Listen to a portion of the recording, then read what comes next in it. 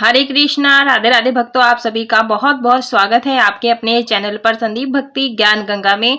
भक्तों, आज की इस वीडियो में हम अपने भक्तों को जो है बताएंगे कि नवरात्रि आ रही है। नवरात्र में हमें अपने लड्डू गोपाल जी की सेवा पूजा कैसे करनी है, किस समय हमें उन्हें स्नान कराना है, क्या उन्हें हमें अपनी माता रानी की चौकी पर विराजमान कर सकते हैं और उन्हें भोग क्या लगाना चाहिए, क्या हम अपने ठाकुर जी को अन्न का भोग लगा सकते हैं या ना लगाएं, इन सारी चीजों पर हम बात करने वाले हैं। तो वीडियो को पूरा देखिएगा। वीडियो पसंद आए तो वीडियो को लाइक शेयर सब्सक्राइब जरूर से कीजिएगा। तो सबसे पहले आप यह जान लीजिए कि लड्डू गोपाल जी की सेवा में कोई भी चेंजेस आपको नहीं करने हैं, ठीक है। जैसे रात्रि में उन्हें शयन कराते हैं, उन्हें सुलाते हैं, वैसे ही आप रात में उन्हें सुलाएं, सुबह में उन्हें वैसे ही जगाएं, दूध वगैरह आप भोग लगाते हैं वैसे लगाएं। तो देखिए हमने जो है लड्डू गोपाल जी को स्नान करा रहे हैं। तो देखिए अभी ज्यादा सर्दियां नहीं है तो आप ताजे जल से स्नान कराएं, गाय के कच्चे दूध से अभिषेक करें।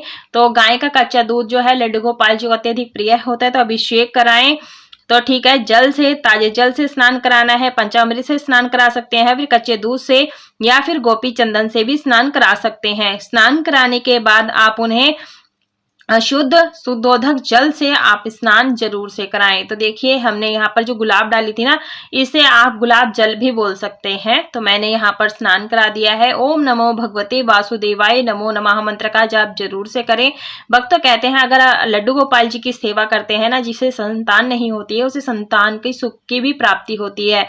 ये जल आप तुलसी के गमले आदि में डाल दीजिएगा। फिर हम इनका अंग पोषण करने के बाद में इत्र की सेवा करेंगे।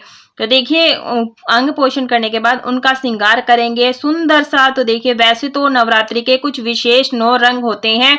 अगर आपको जानना है तो आप कमेंट में बताइएगा, मैं उसका वीडियो डाल दूंगी। अगर आपके पास 9 रंग ना हो तो आप लाल रंग ज्यादा से ज्यादा पहनाइए। लाल रंग और पीला रंग जितना हो सके उतना पहनाइए। यह माता रानी के और ठाकुर जी के दोनों के ही जो है प्रिय रंग होते हैं। तो देखिए मैं यहाँ पर मैचिंग में पहना रही हूँ। तो आप ये ना कहिएगा कि मैंने रेड कलर नहीं पहनाया, येलो नहीं पहनाया है।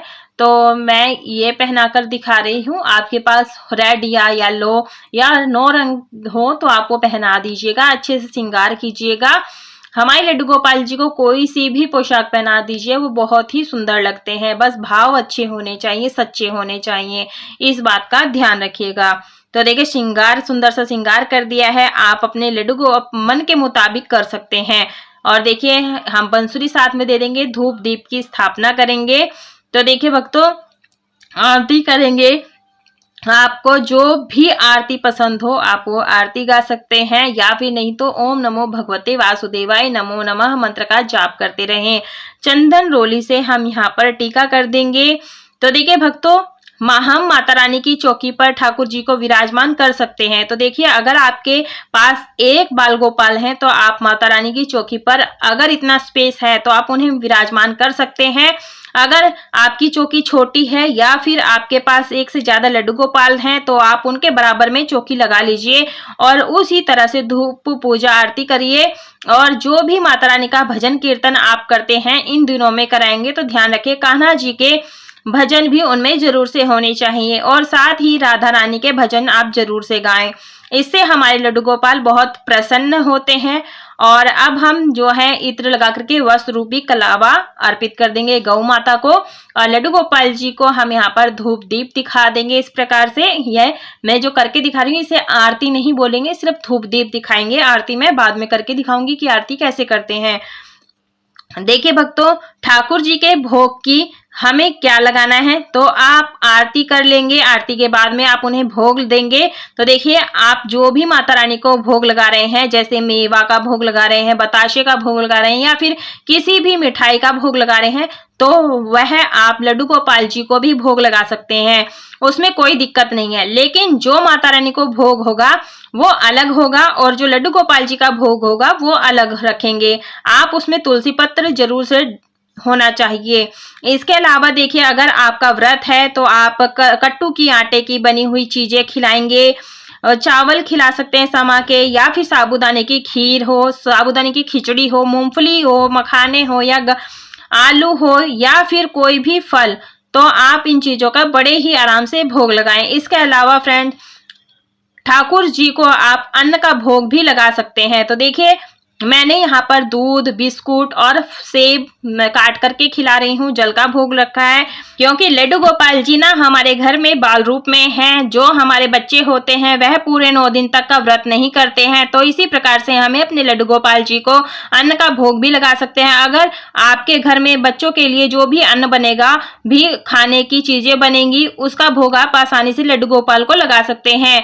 तो देखिए, हमने यहाँ पर जो है लड्डू गोपाल जी को भोग लगा दिया है, आरती कर दी है। केवल एकादशी के दिन अन्न का भोग नहीं लगाया जाता है, बाकी किसी भी व्रत में आप लड्डू गोपाल जी को अन्न का भोग लगा सकते हैं।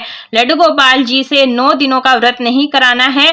और इसके अलावा आप जैसे भी उसका शयन कराते हैं रात्रि में, उनको सुलाएं, इत्र की मालिश करें, उन्हें जरूर से ध्यान रखें। तो भक्तों, अपने लड्डू गोपाल जी की सेवा के नियम जो ले रखे हैं, लड्डू गोपाल जी का वैसे ही सेवा करें, पूजा अर्चना करें, श्रृंगार करें, उनके प्रिय सेवा जो है करें, बदलाव नहीं करने हैं। 9 दिनों तक अदल बदल कर सुंदर सुंदर श्रृंगार करें। इसी प्रकार से आपने नवरात्रि में पूजन करना है। जो भोग प्रसाद आपने अर्पित किया है, परिवार में बांट दीजिएगा और मोर पंख से नजर जरूर से उतारिएगा। नजर उतारते हैं तो हमारे लड्डू गोपाल जी की मोर पंख से नजर उतर जाती है।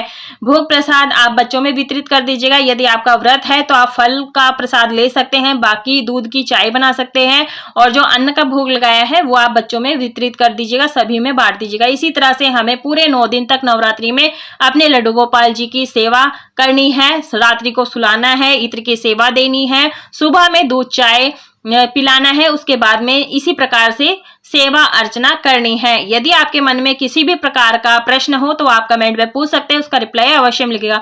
पूरा वीडियो देखने के लिए आप सभी का धन्यवाद। कमेंट बॉक्स में राधे राधे, जय माता रानी अवश्य